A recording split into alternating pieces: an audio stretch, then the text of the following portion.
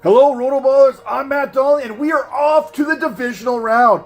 I'm going to preview each conference, starting with the AFC, and drop some stats and facts regarding players that you can trust in your fantasy football lineups. And yes, I know we've got those fantasy playoff contests, so keep in mind we have to work with a little bit of strategy here. And we're going to kick things off with the Texans at the Ravens, Sunday, 4:30 p.m. Eastern. The Ravens are favored right now, as of Tuesday, by 9.5 points. This over-under is set at 45.5.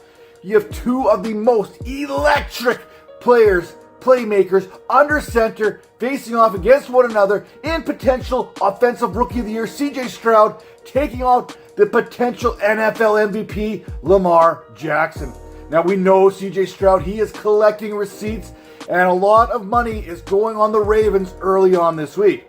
Stroud and the Texans may feel somewhat disrespected again. After all, we did kind of give him a little bit of disrespect heading into that contest against the Cleveland Browns. Stroud ranks third when it comes to QBR since week number 16, sitting only behind Jordan Love and the aforementioned Lamar Jackson. Now, I'm not one to count out CJ Stroud, but this Ravens defense, it is as tough as it comes. They've allowed the fewest fantasy points to quarterbacks this season at 11.2. The 10th fewest to wide receivers and tight ends at 13.99 and 10.58 respectively.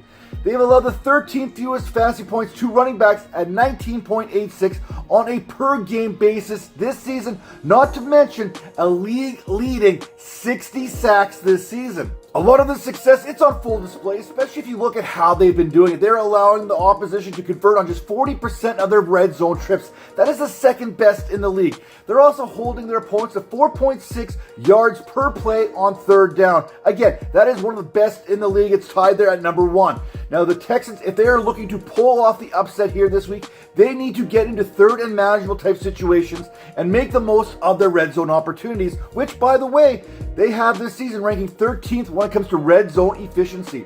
Texans wide receiver Noah Brown, he was placed on the IR. So this all comes down to Nico Collins, who's going to be heavily leaned on here for this Texans passing attack that just finished recording 274 yards and 3 touchdowns during that wild card weekend contest against a very good Browns defense. Stroud, he's going to be looking for some explosive plays. He's going to be looking to get the ball deep down the field again as Nico Collins, John Mechie, Dalton Schultz, and yes, Brevin Jordan, one of my dynasty mustache players, all had plays going for 27 or more yards. In one-and-done contests, you can start CJ Stroud and Nico Collins this week. They're good options because I do have the Ravens winning this contest, but I do believe that this Texans offense is going to produce and make this game much closer than the 9.5 points indicates. For the Ravens, Lamar Jackson could be getting one of his best weapons back this week in Mark Andrews, although he's likely to be limited and not quite 100%. With Andrews likely returning this week, and if not this week, next week, that means Isaiah likely becomes a great tight end option, as he's likely, see what I did there, to see a majority of the snaps this week and then concede those opportunities down the road here with Andrews returning. I am excited to see how Jackson handles this Texans front led by Will Anderson and Jonathan Greenard. These guys, they gave Joe Flacco and the Browns fits last week. If they can pressure Jackson, it's going to come at a fantasy cost to the Ravens wide receivers, as Jackson and the Ravens could be forced to run the ball even more than normal. Now, I'll be honest, I am fading most of this contest as far as fantasy is concerned. I like Stroud and Collins as volume plays, and Dalton Schultz to a degree, but there are better options available this week. If you want to get cute and not burn one of Isaiah Pacheco, James Cook, Aaron Jones, Christian McCaffrey, or Rachaad White this week, or even one of those Lions running backs, then Singletary, he is a good option there, averaging 5.1 yards per contest against the Browns. Not only is he a cheap option, but he's also one of the hottest backs entering the postseason, so it should surprise nobody if he hits the end zone again this week. As for the Ravens, outside of Isaiah Likely, I'm fading them all, as I do have them advancing this one. Over the last 4 weeks, the Texans' run defense has actually been pretty darn good. They're holding running backs in fantasy to 18.4 fantasy points per game. That is the 8th fewest. Their secondary, it gave Joe Flacco problems there. And Derek Stingley, he basically erased whoever he was assigned to in coverage, including Amari Cooper. So I think he's going to create a problem for Zay Jones and Odell Beckham Jr. Now, on the season, the Texans, they are allowing the 13th fewest fantasy points to the receiver position, but they did allow the 13th most to opposing quarterbacks. So Lamar Jackson, he is going to be a solid start if you're willing to invest in him this early in those playoff contests.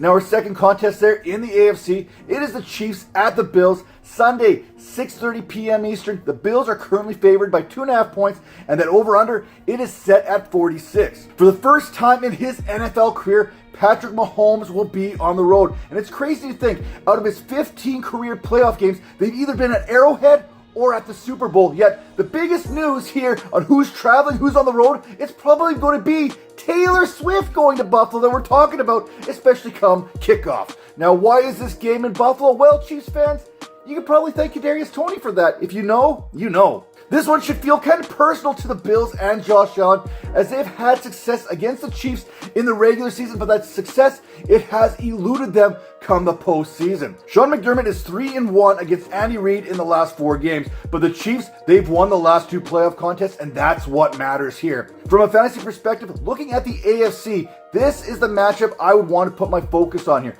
Where I feel good about the Ravens defeating the Texans and advancing, it's kind of a coin flip when we're talking Bills-Chiefs. The Bills, they ranked 5th this season, allowing just 13.88 fantasy points per game to opposing quarterbacks, where the Chiefs, they ranked 9th, allowing just 14.49. Not a great matchup for Allen or Mahomes, but they are both better than CJ Stroud's matchup. As for the running back position, the Chiefs, they have a slight advantage here, as they are allowing 19.4 fantasy points per game to the running back position, where the Bills, they are allowing 21.01 fantasy points per game. This is where Pacheco becomes interesting, as you can expect both teams to try and establish the run in the cold in Buffalo, either with their backs or with their quarterbacks who have the ability to make plays happen with their legs. Against the Dolphins, who are ranked 8th in fantasy against the run, the Chiefs handed the ball off to Isaiah Pacheco 24 times for just 89 yards, but they were committed to running the ball, and that's what matters here, because Pacheco, regardless of the matchup, he is going to get the opportunity.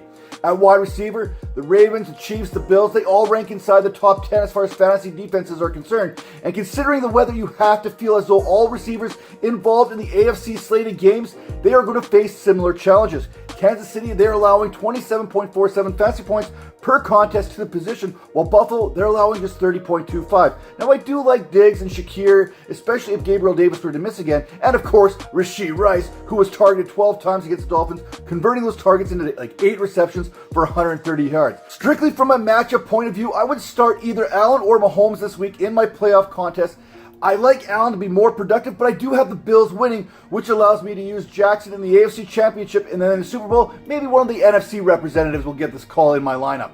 As for backs, I don't like this one for Cook, but I do like Pacheco, and that volume there is a strong play. At wide receiver, I may pivot to the NFC games there to fill out my lineup, as they are more favorable matchups and the conditions are much better for the pass catchers there. At tight end, Dalton Kincaid is a great play against a Chiefs team that is allowing the 7th most fantasy production to the position over the final 4 weeks of the season, 14.7 fantasy points per game. Meanwhile, the Bills, they're only allowing 10.1 fantasy points per game. That is the 8th best. So, hey, I might be fading Travis Kelce here. You might not want to because he's a stud, but I don't like this matchup.